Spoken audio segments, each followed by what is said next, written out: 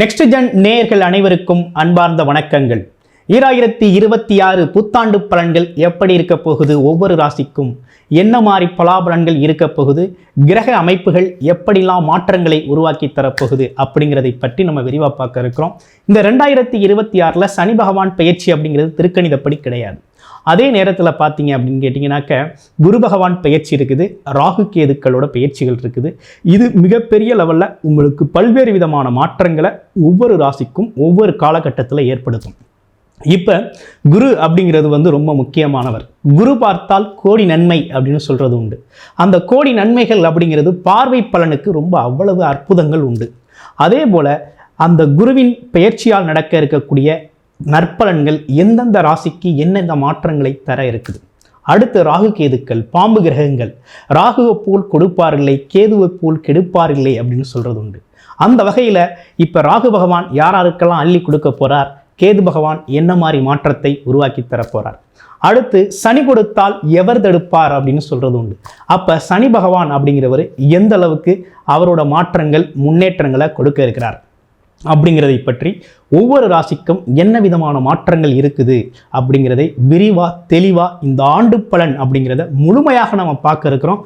பொறுமையாக உங்களுடைய ராசிக்கு எப்படி இருக்குது அப்படிங்கிறத விரிவாக பார்த்து தெரிஞ்சுக்கோங்க. இப்போ உங்களுடைய ராசிக்கு எப்படி இருக்குது அப்படிங்கிறத பார்ப்போம். கடகராசி 2026 கடகராசி நேயர்களுக்கு என்ன மாதிரி மாற்றங்கள் முன்னேற்றங்கள் அப்படிங்கிறது இருக்குது அப்படின்னு பார்க்கையில் கிரகங்கள்லாம் என்ன மாதிரி மாற்றங்கள் முன்னேற்றங்களை உங்களுக்கு தர இருக்குது அப்படிங்கிறத பார்க்க போகிறோம்.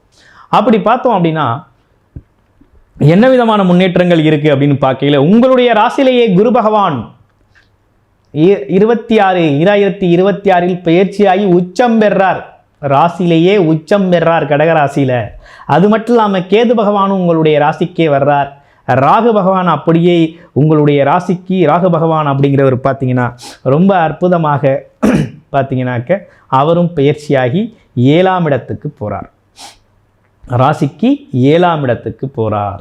அப்போ இது ஒரு நல்ல அமைப்பு தான் உருவாகிருக்கு. ஏற்கனவே சனி பகவான் அப்படிங்கிறது பாக்கிய அமைப்புகளில் 9ஆம் இடத்துல ரொம்ப அற்புதமாக அமர்ந்து உங்களுக்கு அருள்பளிச்சுக்கிட்டு இருக்கிறார்.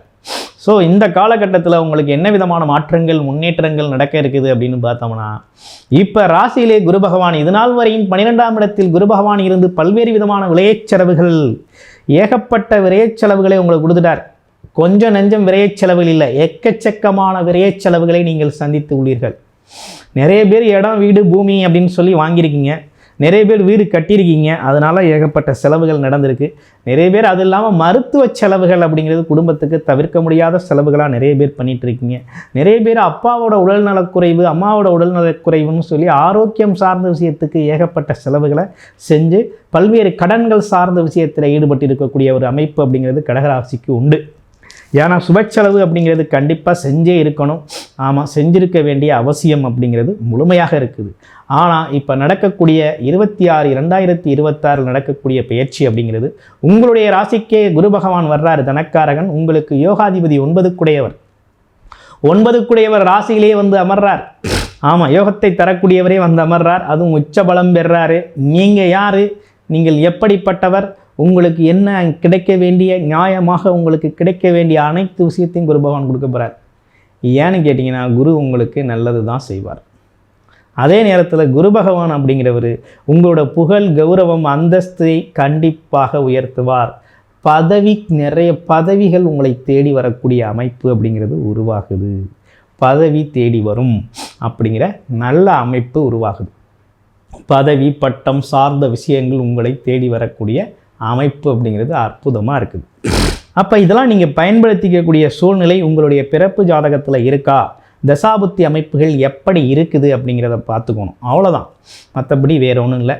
நீங்கள் என்ன லக்கணம், நீங்கள் என்ன மாதிரி தசாபுத்தி அமைப்பில் பிறந்தீங்க, இப்போ நடந்துக்கிட்டு இருக்க கரண்ட் தசாபுத்தி அமைப்பு என்ன, இப்போ எது சார்ந்து இயக்கம் இதை பயன்படுத்தலாம் அப்படிங்கிறதெல்லாம் உங்களுடைய பிறப்பு ஜாதகம் பர்சனல் பிறப்பு ஜாதகம் தான் என்ன இருக்குது அப்படிங்கிறத பொறுத்து இந்த கோச்சார நிலைகள் மாற்றங்களை நீங்கள் பயன்படுத்த முடியும். அந்த வகையில் பார்க்கையில் இப்போ ராகு கேதுக்கள் எப்படி இருக்குது அப்படின்னா கேது பகவான் ராசியிலே வந்து அமர்றாருங்க. குருவும் கேதுவும் அமர்ந்தால் என்ன இருக்கும், அற்புதமாக இருக்கும். அதிர்ஷ்டம் ஜாக்பாட்டு தான். நீங்கள் யாருன்னு உலகுக்கு தெரியும். அதே நேரத்தில் மனமும் உடலும் மனம் சார்ந்த விஷயம் ரொம்ப ஆழ்மனம் அற்புதமாக வேலை செய்யும். ஆமாம், தெய்வ கடாட்சம் ஏற்படக்கூடிய ஒரு அமைப்பை கொடுக்குது. ஆமாம், ஆழ்மனதை ரொம்ப அழகாக வேலை செய்யும், ரொம்ப நுட்பமாக வேலை செய்யும்.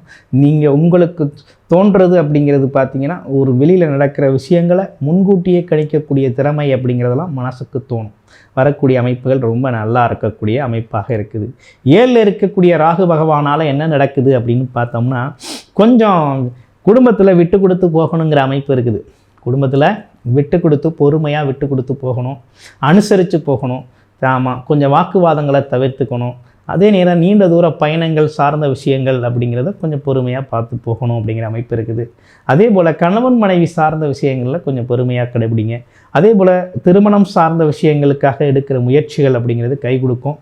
கொஞ்சம் பார்த்து நிதானமாக உங்களுடைய தசாபுத்தி அமைப்பு எப்படி இருக்குங்கிறத பார்த்துட்டு அந்த காலகட்டத்தில் திருமண ஏற்பாடுகளை செய்கிறது அப்படிங்கிறது நல்லது. அடுத்து பாருங்கள், சனி பகவான் பாக்கிய அமைப்பில் இருக்கிறார், குருவின் பார்வையோடு இருக்கிறார். எப்பா அற்புதமாக இருக்குது. சனி உங்களை படுத்திருந்தார், இப்போ உங்களுக்கு நன்மையை அள்ளி தெளிக்கிறார். சனி கொடுத்தால் எவர் தடுப்பார் அப்படிங்கிறது மாதிரி சனி பகவான் அள்ளி கொடுக்க தயாராகிட்டார். ஆமாம், சனி பகவானால் உங்களுக்கு நல்லது தான் நடக்கும்.